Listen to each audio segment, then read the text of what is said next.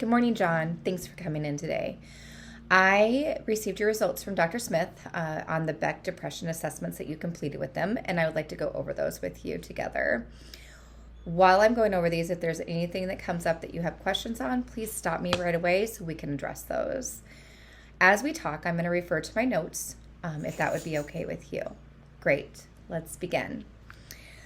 The score I'm going to be referring to as I'm talking about your results is the T-score. The T-score is a score that looks at how significantly your score differs from a larger population, and scores to be in an average range would fall between a 45 and a 55. I'll begin talking about the Beck Depression Inventory first, which this assessment looks at the severity of depression that you may be facing.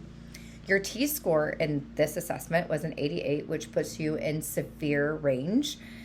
And the reason for this is one of the statements that you chose was that you would kill yourself if you had the chance. That statement puts you in imminent risk of suicide. And we can discuss those later. The next assessment is the Beck Hopelessness Scale. And this assessment looks at your thoughts and feelings about your future and with true and false questions. A couple of the true questions that you stated was things just don't work out the way that I want them to, and my future seems dark to me. And a couple of your false questions were, in the future, I expect to succeed in what concerns me most, and when things are going badly, I am helped by knowing that they cannot stay that way forever. You got a 76 for your T-score in this one, placing you in moderate range of hopelessness.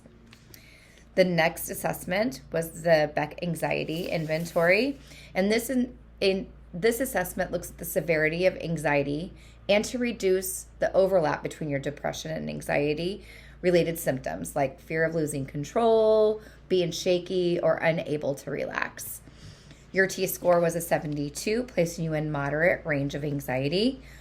And then the last assessment is the Beck scale for suicide ideations. This one will measure the severity of suicidal ideations that you're experiencing. And in this statement, you stated that you have moderate to strong wish to live, reasons for living and dying are equal, and that you have no desire to kill yourself. These responses were a little bit of a disconnect and contradicted the assessment that you completed at the beginning that we talked about, which is the Beck Depression Inventory. This sometimes can be due to certain factors like complex emotions or not even understanding potentially what was being asked in these questions, which could present a false response. Your responses, having statements that reflect active thoughts of suicide, being paired with high levels of depression, hopelessness, and anxiety indicates a dangerous situation for you. I would like to stress that you are not alone and don't need to handle these feelings on your own.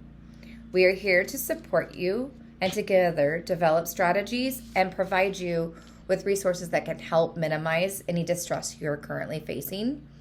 And I'd like to jointly develop a suicide prevention plan. I also recommend that you participate in therapy on a regular basis. I know that this is a lot of information, but if you have any questions, please don't hesitate to ask.